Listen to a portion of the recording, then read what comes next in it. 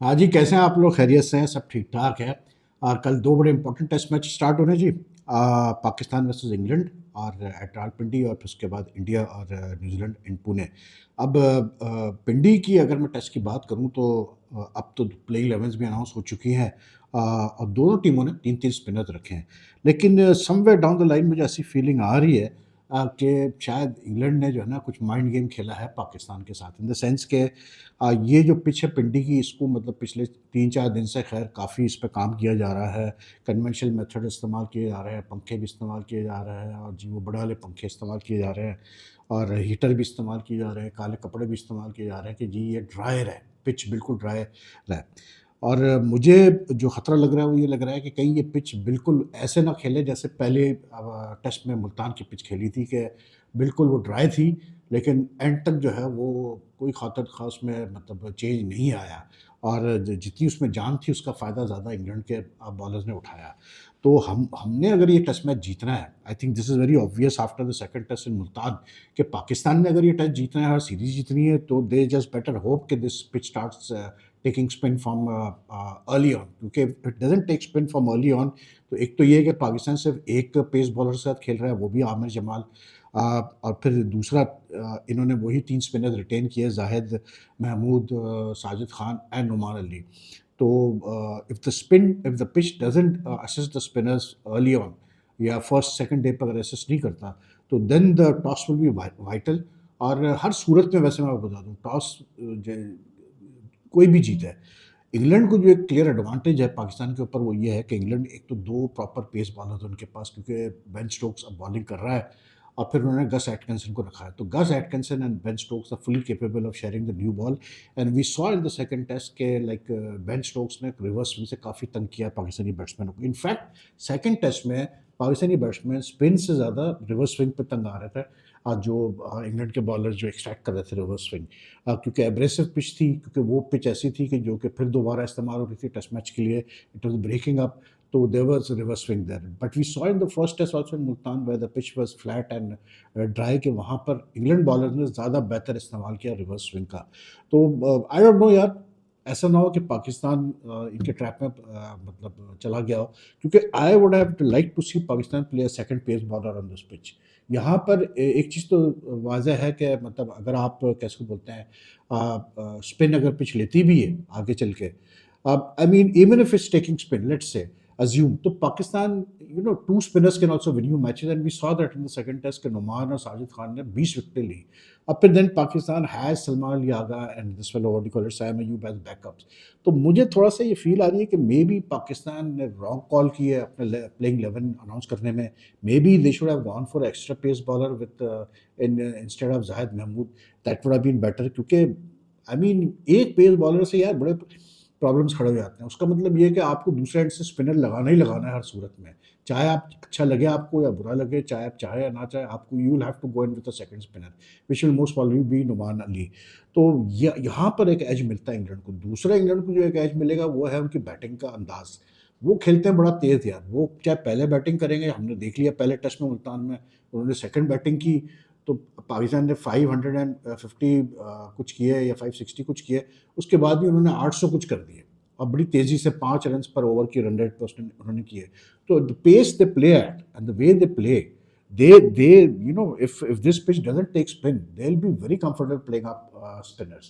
तो थोड़ा सा आई डोंट नो यार, काफ़ी काम तो किया है इन्होंने स्पिनर्स पे, सभी है वहाँ पर, मतलब अलीम डार भी पहुँचे हुए हैं, तो आकिब जावेद ने टेक ओवर किया हुआ है सारा मामला, अजहर अली भी है, तो कोशिश तो ये कर रहे हैं स्पिन पिच हो। लेकिन पिंडी की जो हिस्ट्री है, मतलब पिंडी पिच की जो हिस्ट्री है, it's never been that sort of pitch where it starts turning from the first day, कभी भी नहीं। पेस बॉलर्स का हमेशा कोई ना कोई रोल होता है, चाहे आप कितना भी ट्राई कर दें। दूसरा ये कि पाकिस्तान का पिंडी, Pakistan hasn't had a good time in at the Rawalpindi stadium at the on the Pindi pitch for a while now, क्योंकि पाकिस्तान के आखिरी दो, पाकिस्तान 3 मैचेस यहाँ पर हारा है लगातार, 2 बांग्लादेश से हारा है अभी रिसेंटली, और उससे पहले फिर ये इंग्लैंड से ही हारे थे। तो let's hope for the best. लेकिन बात वही है कि at the end of the day we don't know how the pitch will play. मैं हमेशा ही कहता हूँ कि यार कभी कभी तो क्यूरेटर्स को भी नहीं पता होता कि जो क्यूरेटर होता है ना उसको भी सही नहीं पता होता कि पिच खेलेगी कैसे। इट्स जस्ट मतलब you just go with hope. तो Pakistan is hoping it will be of spin pitch. अगर पिच पिच ने स्पिन लिया पहले डे ऑनवर्ड से तो फिर तो Pakistan will be in the game, वरना Pakistan is going to be in trouble in this test match, ये मैं आपको क्लियर बता दूं।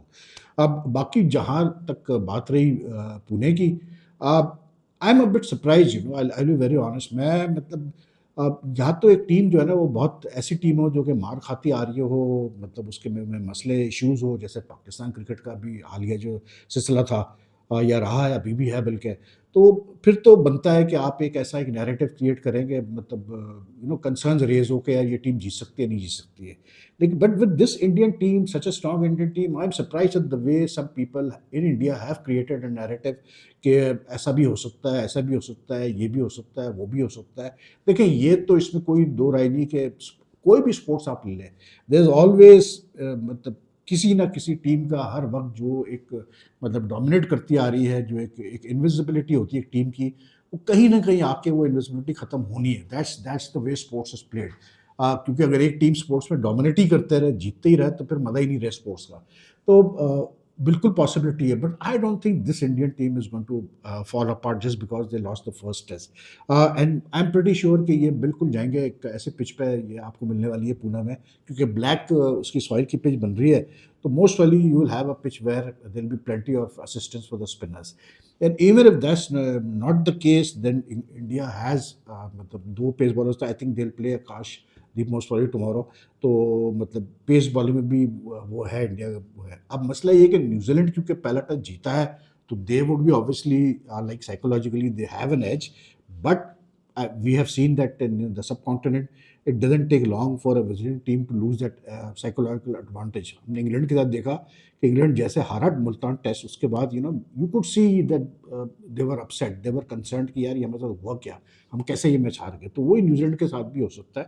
तो I am a bit surprise ये जो नैरेटिव चल रहा है इंडिया का, कि पता नहीं मतलब एक डूम्सडे वाला एक माहौल पैदा किया जा रहा है कि इंडिया शायद दूसरा टेस्ट भी हार जाए, फिर क्या होगा, फिर ऑस्ट्रेलिया में क्या होगा, कैसे होगा, ये होगा। अभी तो यार अभी तो फोकस करो इस टेस्ट के ऊपर, देखो होता क्या है। लेकिन रही बात टीम कॉम्पोजिशन की, शुभमन गिल क्योंकि फिट है तो शुभमन खेलेगा भाई, साफ सीधी बात है। रही बात call between KL and Sarfaraz, you may see Rohit and Gambhir may be tilting towards KL tomorrow when the playing 11 is announced. I have a feeling because they will take into consideration his experience and all that sort of stuff. और ये उसकी वजह की है कि India के पास ऐसे players और भी हैं, जैसे ऋषभ पंत ले लें या आपका क्या जायसवाल वगैरह, जो कि तेज़ खेलते हैं। शुभमन गिल भी अच्छा खासा तेज़ खेल लेता है। तो it's all about the approach that India adopt. India so far have been pretty successful in adopting a very what do you call it, a baseball like approach, that they go after the ballers, they show the intent that they want to play, score quickly। तो अगर वही approach India की रही तो I think India with their spinners on a spin track should come out मतलब on tops। लेकिन New Zealand have a very balance team, they have depth in the team, लेकिन उनका सबसे बड़ा इशू यही है कि एक तो कैसे बोलते हैं, वो जो एजाज पटेल है, ही इज़ नॉट कंसिस्टेंट। दूसरा ये कि Tim Southee has not been at his best in recent times. मतलब ये भी जो पहला टच जीते तो it was purely Matt Henry and that fellow what do call it अपना ओरूक, विलियम ओरूक जो है ना, वो इसमें सबसे बड़ा, आई फील वो सबसे बड़ा खतरा है इंडिया के लिए। Because he is got pace, he is got bounce, he is got मतलब उसके पास वो एक अननर्विंग किस्म का बाउंस है जो कि किसी भी बैट्समैन को जो है वो ट्रबल कर सकता है। तो let's see how it goes, how the second test goes. लेकिन टू डिफरेंट सिनेरियोज, यहाँ इंग्लैंड और पाकिस्तान के बहुत कम चांसेस है कि वो फाइनल मेक करेंगे वर्ल्ड टेस्ट चैंपियनशिप का। वहाँ पर इंडिया इज़ मोर और लेस मतलब दे हैव लाइक उनका तकरीबन 90% तो they enter to the finals if they can win this test match also. तो डिफरेंट सिनेरियोज हैं, लेकिन एम इज़ द सेम कि स्पिन से जो है विजिटिंग टीम को हराओ। So that should be very interesting. बाकी पाकिस्तान स्क्वाड अनाउंस नहीं हुआ जी, आज भी नहीं अनाउंस हुआ। डिफरेंट थ्योरीज पेश की जा रही है कि जी वो मोहम्मद रिजवान जो है वो वेट कर रहे हैं मोहसिन नकवी से मिलने का और ये करके। But that didn't sound logical to me, because अगर आप मतलब मान लें अगर रिजवान की कोई उसकी कोई अप्रहेंशंस हैं वो उसको क्लियर करना चाह रहा है, कोई एश्योरेंसेस लेना चाह रहा है, कैसे बोलते हैं अपना मोहसिन नकवी से, before becoming accepting the white ball captaincy. I think that can easily be done on a phone call. It can also easily be done on a video call. तो वो इतना कोई बड़ा इशू नहीं है कि मोहसिन नकवी वो बिल्कुल प्राइवेटली बात कर सकता है one on one Mohsin Naqvi से. I think it's something else. मुझे ये फील आती है कि maybe they are just holding on for the first two, just to see how दी.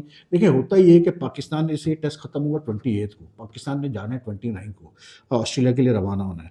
अब ये तो सबको पता है कि जब एक टीम जाती है to far away place like Australia वगैरह, तो न्यूजीलैंड वगैरह, तो ये क्या करते हैं कि ये पहले से जो है एक पूल ऑफ प्लेयर्स के वीज़े लगवा के रख लेते हैं. I mean those players who are certain to be in the 15 and another 8-10 players who they know will be required. Plus फिर क्योंकि ये टूर ऐसा है कि इसमें वाइट बॉल की सीरीज़ भी है, आगे 2 टेस्ट भी है, तो इन्होंने एक पूल ऑफ प्लेयर्स के वीज़े तो लगवा लिए होंगे, तो that is not an issue. वीज़े तो इनके सब प्लेयर्स के तैयार होंगे, तो they just have to announce the squad, basically कि कौन से लड़के अभी जाएंगे ऑस्ट्रेलिया, तो that is not an issue. तो मुझे ऐसे फील आ रही है कि मुझे ऐसा लग रहा है कि ये शायद they are waiting to see on couple of players how they perform in the maybe on the first 2 days of the test match.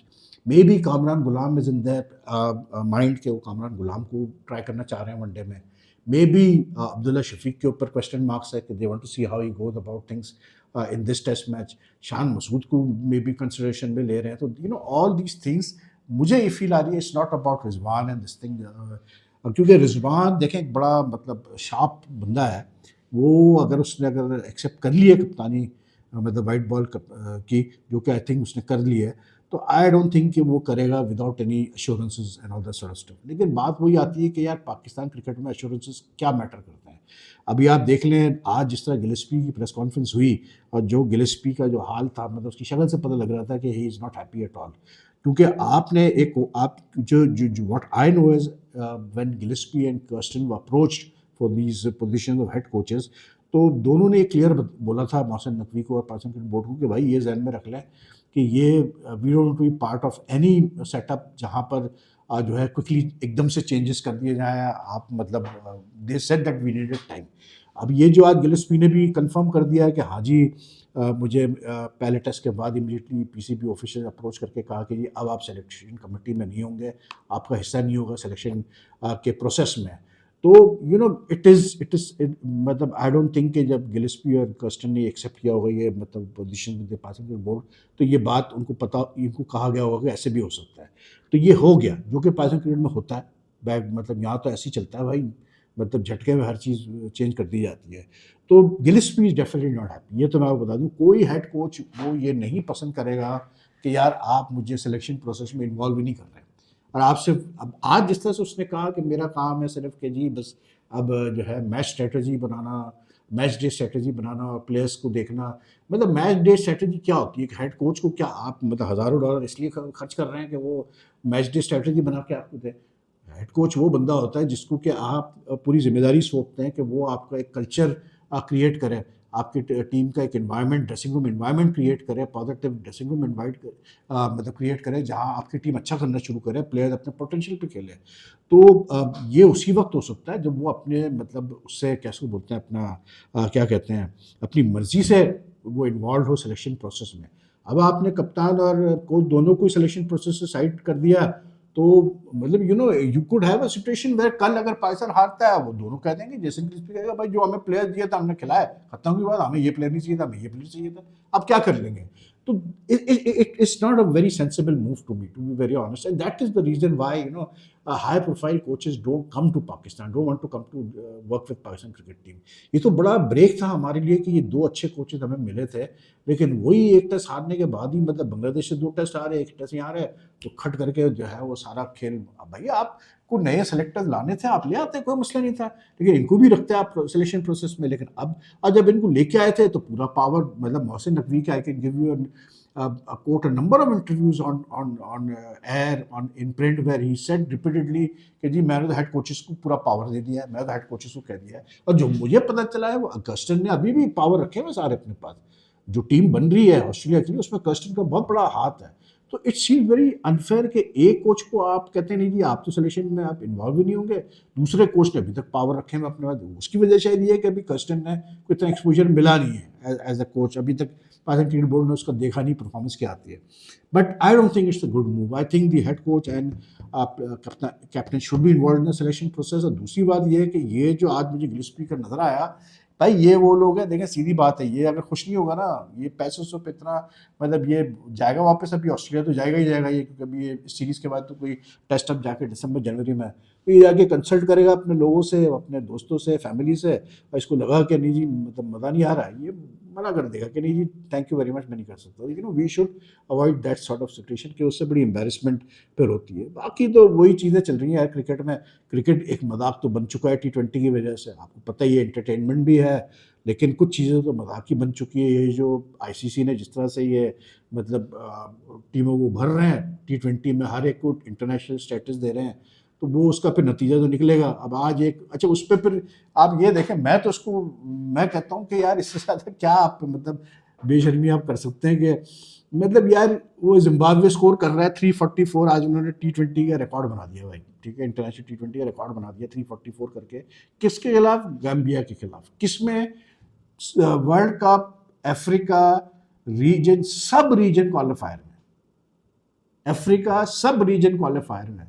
उससे पहले जो है नेपाल का रिकॉर्ड था 314 अगेंस्ट मंगोलिया। मतलब यार क्या आपने टर्न कर दिया क्रिकेट को भाई मेरे, मतलब T20 को या तो आप रिकॉर्ड और गिनो ही नहीं, मतलब फिर ये यार ये मतलब it's not good for the image of the sport honestly speaking, कि मतलब आप पढ़ रहे हैं कि जी वो मंगोलिया के खिलाफ नेपाल ने रिकॉर्ड बना दिया इंटरनेशनल, आपने गंबिया के खिलाफ, मतलब ये क्या है यार, मतलब खुदा के लिए कुछ क्रिकेट की साख को तो कुछ अहमियत दो। अब आज जैसे उसने वो चैड बॉयस जो है, जो न्यूजीलैंड का बैट्समैन है, पिछले साल जिसने डेब्यू किया उनकी तरफ से, कोई खेला हुआ है कुछ वनडे और T20 लास्ट ईयर खेला है न्यूजीलैंड की तरफ से, उसने आज in the domestic list A tournament उसने कैंटरबरी की तरफ से अगेंस्ट ओटाका उसने 200 किए, and it's the fastest 200 in list A matches, क्योंकि उसने सिर्फ 130 बॉलों पे शायद, if I am not mistaken, yes 103 balls, sorry, he scored his 200, he scored 205, so he scored 200 from just 103 balls, and he hit around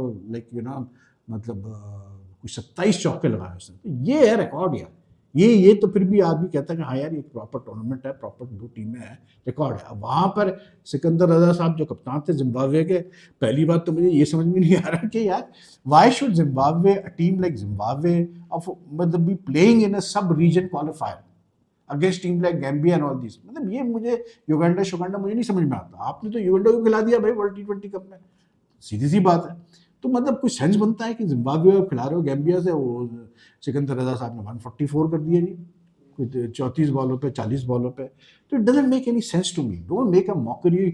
या तो ये T20 cricket को बिल्कुल एक अलग ही कर दो यार, तो बात ही खत्म हो जाए। तो ये है जी सिलसिला। आज क्रिकेट इतना ज़्यादा तो कुछ था नहीं, मैं भी थोड़ा सा ज़रा लेजी था इसलिए इतना लेट वीडियो बना रहा हूँ। तो एनीवे कल काफ़ी होगा एक्शन भाई, कल 2 टेस्ट मैचेस है, कल मोस्ट, कल नहीं तो परसों तो टीम अनाउंस हो ही जाएगी पाकिस्तान की, if but I am pretty sure it will come late in the day. तो anyway you take care, you like the video, like and share as much as you can, because it helps the channel a lot. If you haven't subscribed as yet, kindly do subscribe to the channel, and also press the bell icon button, and your comments are most welcome. Allah Hafiz.